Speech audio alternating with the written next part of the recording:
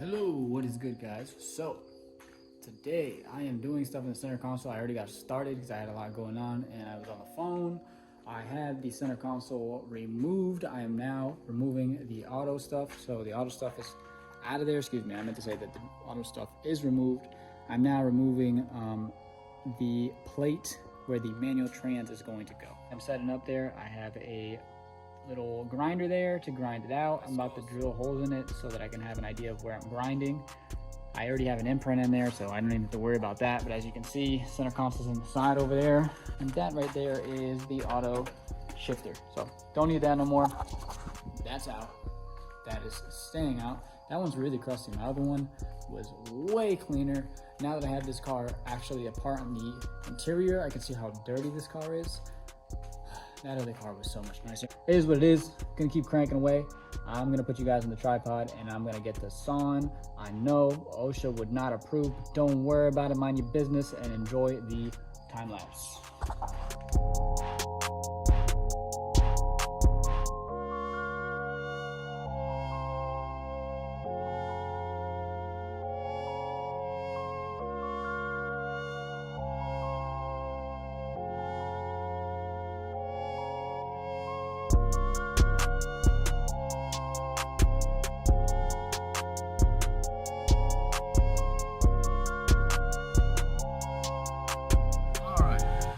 Here's a little lighting. I know lighting's kind of harsh right now.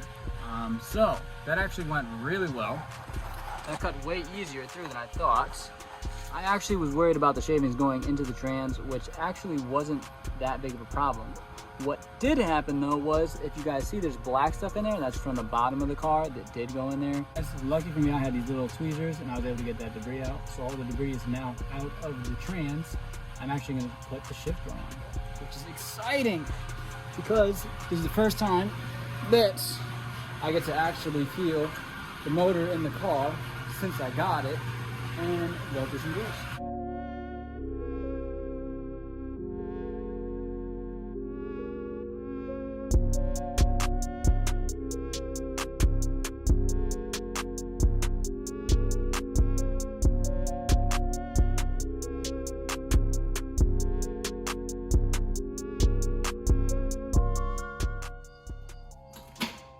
Yeah, that's a good feeling.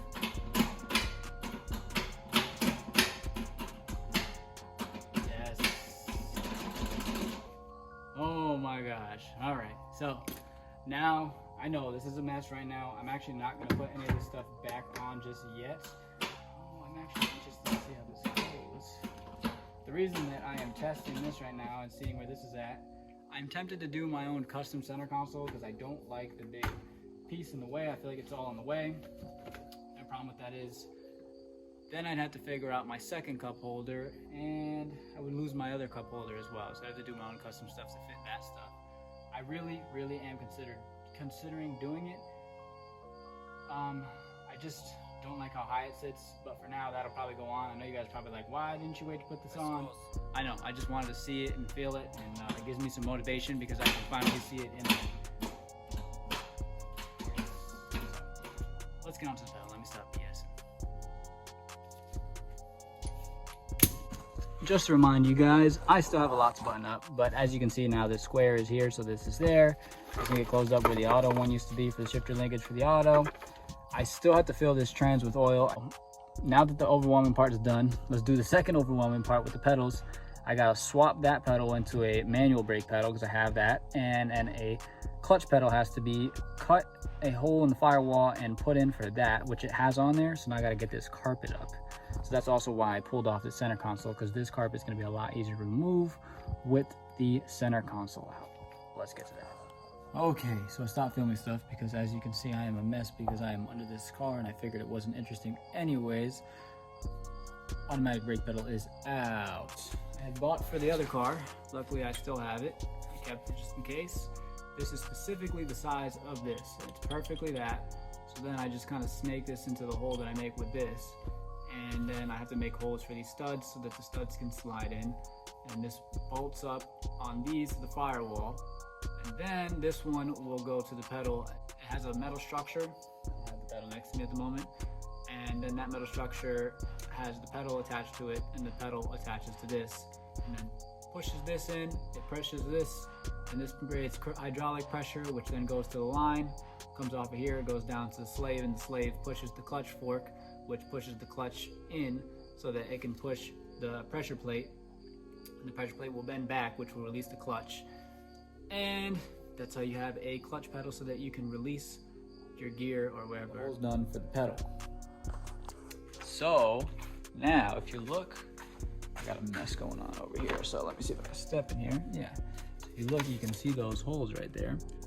So if you guys look, got the washer, there's a bolt that's hiding right underneath that, and then, excuse me, a nut, and then a bolt right here. So this bolt will go through the top over there, that has the little bushing in it, and that will hold the pedal in place. Now if you see here, this has got this right here, and this actually connects to a spring under here that you guys aren't going to be able to see. It's going to be under here, and I believe it pulls the pedal back just so that it completely comes back up to this piece, because this piece hits the brake light switch, so that when it releases that switch, the brake lights come on, and when it presses the switch, the brake lights turn off. So I'm going to start with that top bolt, and then I'm going to start bolting in the rest of that stuff, or putting in the rest of that stuff, so that that can all be set. So let's start with this manual brake pedal. Okay, so pedal's in. You can see down there, that's the manual brake pedal now. But what I realized is, before I do that, I actually have to get the wiring harness that is under here. I don't know if you guys can see it, it's dark under here. Yeah, that little white piece right there. So there's a boot over there that you guys can't see because it's too dark in there.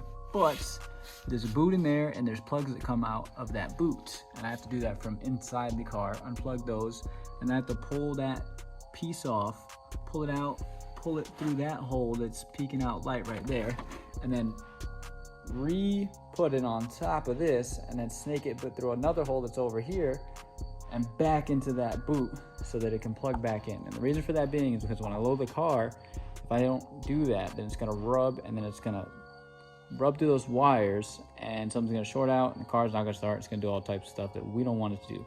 So before I put the pedal back in and I got all that stuff in the way, I'm actually gonna do that, and then we'll put the manual clutch pedal in. Okay, so we peel this back. Unscrew that stuff from over there. If you guys look, that's where I'm talking about, that little area behind that plastic piece. So now you guys can see there is a plug here. That green one right there, the clip's on this side, and you push it out that way.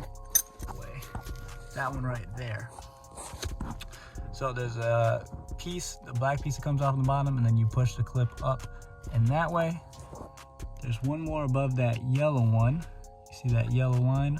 There's a clip right above there, which is the one that's in my hand right now. And you push from the top of it.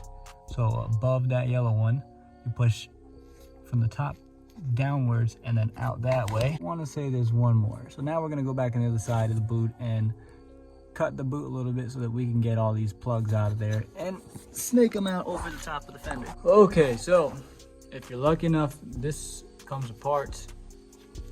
I had to cut it. There's really, it's not going to come apart if you just try to pry it apart. If you do, I mean, more power to you. There's no way that I could, so I cut it.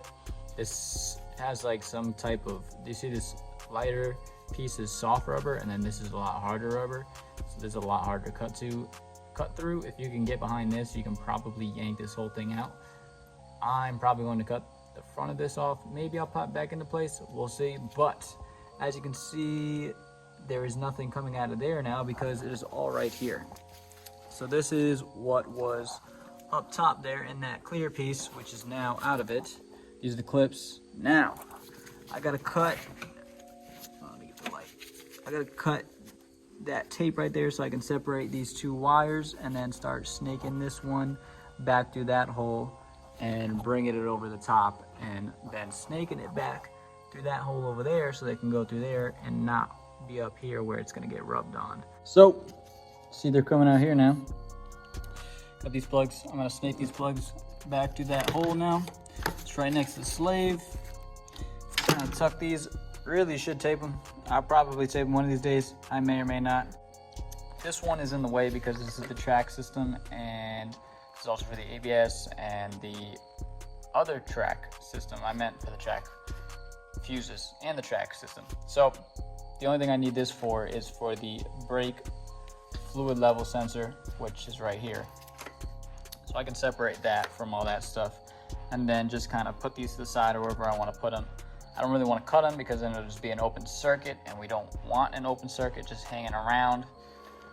So now I'm going to snake these back in, and then once they're snaked out through there, then I can fit them back in there and decide how I'm going to seal this up. Looks like I didn't do nothing, right? I actually took the track system and took it out of the plastic that it was in because I knew we weren't going to need it anymore. Put it over there, and then I rewired this one into that plastic. I had to cut it a little short because obviously it didn't fit exactly perfect, but I rewired the brake level sensor with these, and then I put it in the plastic, and now I loop this back through. And now, just grab the light from over here. I have everything through here. So now, this is the tricky part. I gotta snake all that back in, and I have to put the boot back on and then bolt it back up. So that's what's next. All right, so as you guys see, you guys already seen this. This is the plastic. This is where it's going through now. It's going through that hole. I really had to pull this towards that way so I could get enough slack to get on this side so that I can plug all those connectors in, as well as plug this one in over there. What that's for, I have no clue, but this is all back on. So now I'm going to put this rubber piece back in, and then I'm going to bolt this back up. All the connectors are connected on the inside. So now we can continue with the clutch pedal and get that all bolted up. Okay, so it is a new day. I am finally finished with the pedals. I just finished them up. If you look under there, you can see there is now 3 pedals. So with that being said, that is all set. The next thing that I'm going to try to get done now, we're going to move on to putting in the starter, putting in the fuel regulator, and get a few other things buttoned up. Okay guys, so I know I'm a mess. I'm finally wrapping up. I know it was kind of, again, all over the place like the update video, so you guys remember just doing a quick overview of everything. Tried to get the clutch line done. That did not succeed because of the fittings. The fittings are not deep enough. Although we did route it, even though I'm probably gonna have to take this out because I'm gonna have to put a new fitting on, and I don't think I'm gonna be able to snake one on there. So we got the slave in, which means we cut the holes. We also got the manual brake pedal in, the manual clutch pedal in. I know there's no automatic clutch pedal, but just how my brain's saying it. We also relocated this wire harness right here so that it's not under there and it's not gonna get rubbed when we lower it. We gotta figure that out. And as well, you guys didn't see this, but now all the fueling is back in. This is the return line. The fuel pressure regulator is all in. If you look over here, right next to that is a banjo bolt, which is where the fuel line connects. There it is. And I also put the starter in, although the starter is still not connected to the wiring, as well as many other things. So I still have a lot of work to do, but we are getting there. A lot of the fight that I knew was gonna be the fight was the pedals.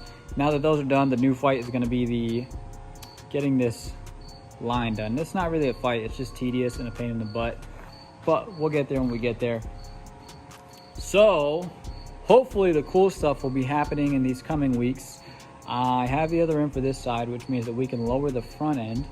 I know some of the cool stuff, and these are exhaust parts. So I might start getting this ready to start making the exhaust, which is some more cool stuff.